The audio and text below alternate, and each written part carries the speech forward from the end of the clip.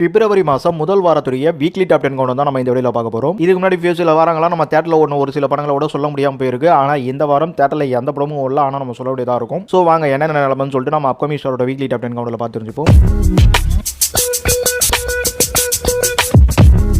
நம்ம கவுண்டில் 10வது இடத்துல பார்க்க போகிற படம் மன்மதன். இந்த மன்மதன் போன வாரம்லாம் தேட்டரில் ஓடிட்டு இருந்து நம்ம சிம்பு பிறந்த நாளை முன்னிட்டு நிறைய தேட்டரிகளே எடுத்திருந்தாங்க. தேட்டரிகளே நல்ல ரெஸ்பான்ஸ்லேயே போச்சுன்னு சொல்லலாம். ஆனால் இந்த வாரம் இந்த படத்துக்கான தேட்டரிகள் தரல. ஆக்சுவலி இப்போ தேட்டர் நிலைமை எதுவும் கரெக்டாக சொல்ல முடியாதுங்க. ஏன்னா ஒரு பெரிய படம் வரதுனால எந்த படத்துக்கும் தேட்டரிகள் அவங்களே முடிவு பண்ண மாட்டாங்க. ஸோ அதெல்லாம் கிளியர் பண்ணி நம்ம நெக்ஸ்ட் வீக்கில் பேசலாம். ஏன்னா நெக்ஸ்ட் வீக்கில் வந்து மோஸ்ட்லி எனக்கு தெரிஞ்சு படம் எதுவும் வராது. சிங்கிள் வீக் காலி ஆகிடுவாங்கன்னு நினைக்கிறேன். இதே 10வது இடத்துலேயே வல்லவன் வைக்கனாலும் வச்சுக்கலாம். அந்த படம் வந்து மன்மதன் அளவுக்குலாம் வந்து பெருசாக ரிலீஸ் பண்ணல. இருந்தாலும் சிம்புது வந்து ஓடிச்சுன்னு சொல்ல வரேன்.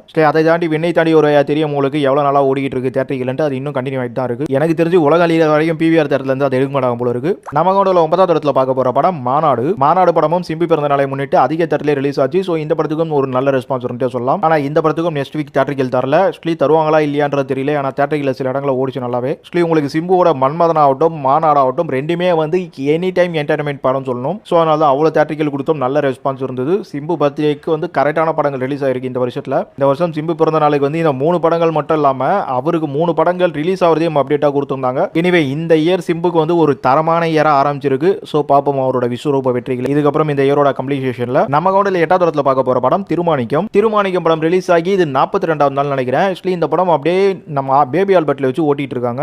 இது நம்ம சமுத்திரகனி ஸ்பீச்லாம் கொடுத்துருப்பாங்க. இந்த படம் ரொம்ப நல்ல படமா இருக்கிறதுனால அவங்களே வாலின்றா ஓட்டுறாங்க அப்படின்ற மாதிரி.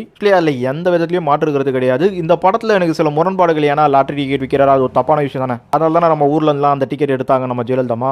அது மட்டும் இல்லாமல் இன்னும் சில விஷயங்கள்லாம் இதில் பேசணும்னாலும் இந்த படம் அடிச்சிக்க முடியாத ஒரு படம். ஏன்னா கிளைமேக்ஸில் வந்து அவ்வளோ பெருசாக நின்று இருக்கு. எனிவே மாணிக்கம் ரொம்ப நல்லவர்கள் காட்டியிருக்காரு. ஆனால் இது எத்தனை பேர் வந்து அவங்க லைஃப்பில் அப்ளிமெண்ட் பண்ணுவாங்கன்னு தெரியாது.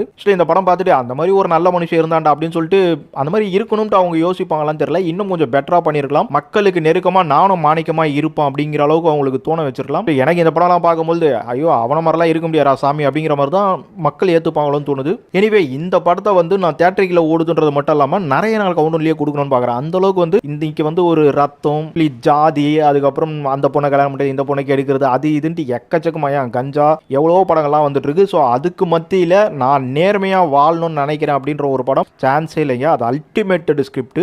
இந்த படத்தோட ஸ்கிரீன் பிளேல ஒரு தோய்வு இருந்தது. இந்த படத்தில் அது பண்ணிருக்கலாம் இது பண்ணிருக்கலாம்னாலும் இவங்க சொல்ல வந்த அந்த கான்செப்ட் பார்த்தீங்களா, அது வந்து இமாலய உச்சம். ஸோ தயவு செய்து யாராச்சும் திருமணிக்கம் பார்க்கலனா நீங்க பார்த்தே தீருங்க. G5 இருக்கும். நம்மளால அந்த மாதிரி வாழ்றது ரொம்ப கஷ்டம் அப்படின்னு தெரிஞ்சாலும் அந்த மாதிரி வாழ்றது எல்லாரும் ட்ரை பண்ணிட்டு தான் இருக்கும். அந்த படம் பார்க்கும்போது ஏதோ ஒரு சில இடத்துல கண்டிப்பா நம்மளால வந்து நல்லவனா இருக்கிறதுக்கு யோசிப்போம். அதனால தயவு செய்து மிஸ் பண்ணாம அந்த படத்தை பார்த்துருங்க. நம்ம கூட 7வது இடத்துல பார்க்க போற படம் புஷ்பா பார்ட் 2 தேட்டர்கள்ல 65 நாள் கிட்ட ஓடிடுச்சுங்க. ஆனா அடுத்த வாரத்துல இருந்து தேட்டர்கள் தரல. நம்ம தமிழை பொறுத்த வரைக்கும் இங்க தமிழ்நாட்டில் 2 தேட்டர்கள் ஓடிட்டு இருந்து இன்னி வரைக்கும் கூட அப்படி ஓடுது. ஆனா நாளையில இருந்து தான் தேட்டர்கள் தரல. மேபி நாளை கழிச்சு வந்து ஏதோ தேட்டர்கள் தரதுக்கான வாய்ப்பு இருக்கான்னு தெரியல. எனிவே புஷ்பா 2 பண்ண பர்ஃபார்மன்ஸுக்கு கண்டிப்பா நம்ம இந்த அளவுக்கு கவுண்ட் கொடுத்தே ஆகணும். நம்ம கூட 6வது இடத்துல பார்க்க போற படம் முஃபாசா தி லயன் கிங். இந்த முஃபாசா தி லயன் கிங் படம் ரிலீஸ் ஆகி ஒரு 50 நாளைக்கு மேல ஆயிடுச்சுங்க. இன்னைக்கு 55 56 வரும்னு நினைக்கிறேன். இந்த படம் அந்தினி நாள் வரைக்கும் கூட பாத்தீங்கன்னா தேட்டரிகள்ல கிட்டத்தட்ட 7-8 தேட்டரிகள்ல ஓடிச்சு. ஆனா நெக்ஸ்ட் வீக்ல இருந்து தேட்டரிகள் தரல. அது வந்து தரலன்னு சொல்ல முடியாது. ஒரு பெரிய படம் இருக்கிறதுனால வந்து அவங்க அந்த படத்தோட பர்ஃபார்மன்ஸ் பார்த்துட்டு தான் அதுக்கப்புறம் முடிவு பண்ணுவாங்க. அதை தாண்டி முதல் நாள்ல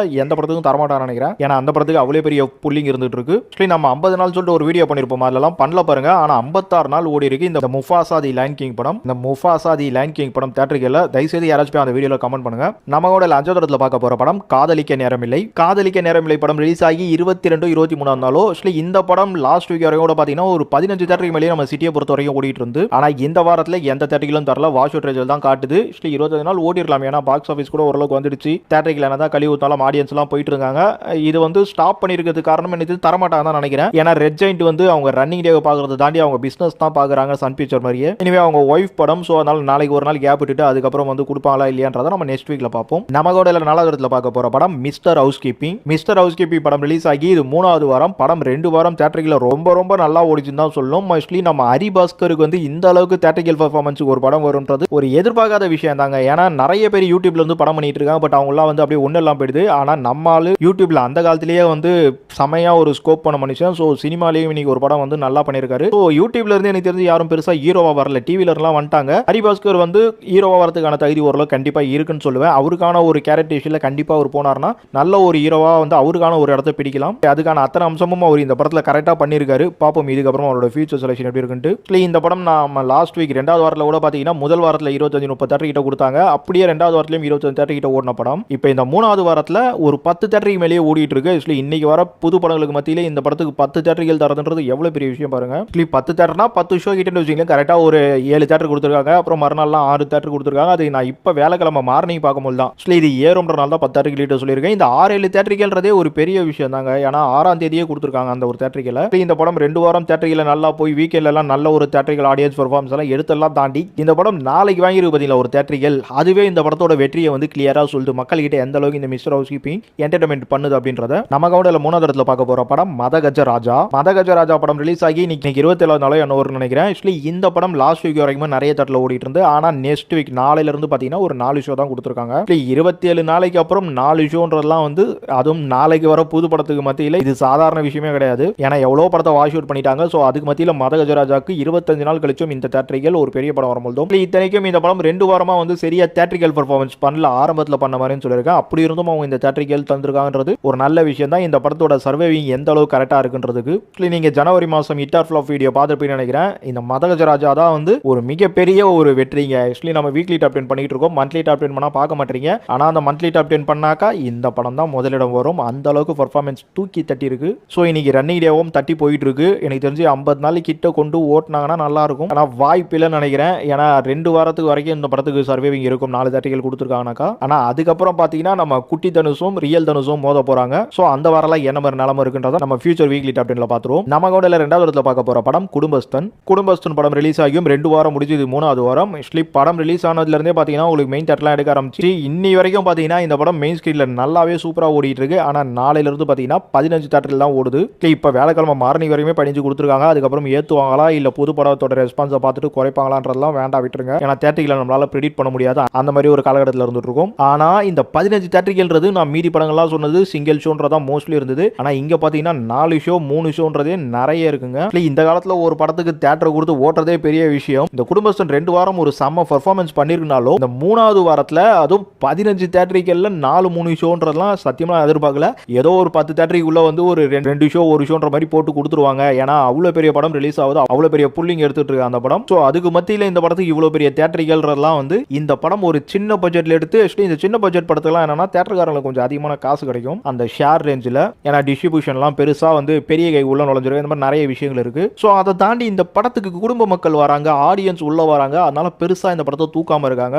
இந்த படத்தோட வெற்றிங்கிறதும் நம்ம ஜனவரி ஹிட் ஆர் ஃப்ளாப்ல பார்க்கும்போது பேசியிருப்போம். படம் அந்த 2 வாரத்திலேயே சூப்பர் ஹிட் மெகா ஹிட்ன்ற மாதிரி தாண்டி ஓடிட்டு இருக்கு. இதுவும் ஒரு பிளாக் பஸ்டர் படமா தான் அமைய போகுது. ஏன்னா 25 crore கிட்ட வந்திருக்கு. படம் வெறும் 9 கோடியில் எடுத்து அது அப்படியே முடிஞ்சிடாம இன்னமும் தேட்டரிக்கல் கொடுத்து இந்த படத்தை ஓட்டுறதுன்றதும் இந்த வீக்கெண்ட்ல கண்டிப்பா இந்த படத்துக்கான அந்த 15 தேட்டரிக்கல் ஃபீலிங் வரதான் போகுது. ஏன்னா குடும்பஸ்தன் அலைன்றது அவ்வளவு பெரிய அலையா வந்து ஓடிட்டு தான் இருக்கு தேட்டரிக்கலை பொறுத்த வரைக்கும். நம்ம கூட முதல் இடத்துல பார்க்க போற படம் விடாமுயற்சி. விடாமுயற்சி ரிலீஸ் ஆகிறதுக்கே ஒரு பெரிய முயற்சி எடுத்து ரிலீஸ் ஆயிடுச்சுன்னு தான் சொல்லும். ஏன்னா அவ்வளவு பெரிய டேட் ரிலீஸ்லாம் தள்ளி தள்ளி போய் அப்புறம் அப்டேட் கொடுங்கடா அது இதுன்னு சொல்லி என்னென்னவோ பண்ணி கடைசியில் ஒரு வழியா வந்து அப்டேட் நடா படமே வந்துச்சுன்னு சொல்லிட்டு பிப்ரவரி 6 வந்து லாக் பண்ணி தேட்டரிக்கல்ல டிக்கெட்டை விட்டாக்கா என்னடா மனுஷன் அஜித் அப்படின்ற அளவுக்கு அல்டிமேட்டா தேட்டர் புக் ஆகிட்டு இருக்கு. இல்லையா அந்த ஓப்பனிங் கிங் அப்படின்னாக்கா அது அஜித் அடிச்சிக்கவே முடியாதுன்றத பல வாட்டி அவர் நிரூபிச்சிருக்காரு. அதை வந்து என்னதான் என்னை பத்தி என்னதான் பேசுங்க போங்க வாங்க, நான் என்னைக்கு வந்தாலும் நான் ராஜா தாண்டா அப்படிங்கிற மாதிரி மனுஷன் சோலோ ரிலீஸ் தான் மோஸ்ட்லி விடுவாரு. ஆனா அந்த சோலோ ரிலீஸை தான் தீபாவளி பொங்கல் ஆக்குவாரு. அதே விஷயத்தை இன்னைக்கு விடாமுயற்சி படத்திலையும் பண்ணிருக்காரு. ஏன்னா இன்னைக்கெல்லாம் வந்து 1500 ரூபாய் 1000 ரூபாய் பிளாக்ல ஓட்ட மாதிரிலாம் வந்து ரொம்ப ரேரா தான் நடந்துட்டு இருக்கு. ஆனா அதெல்லாம் வந்து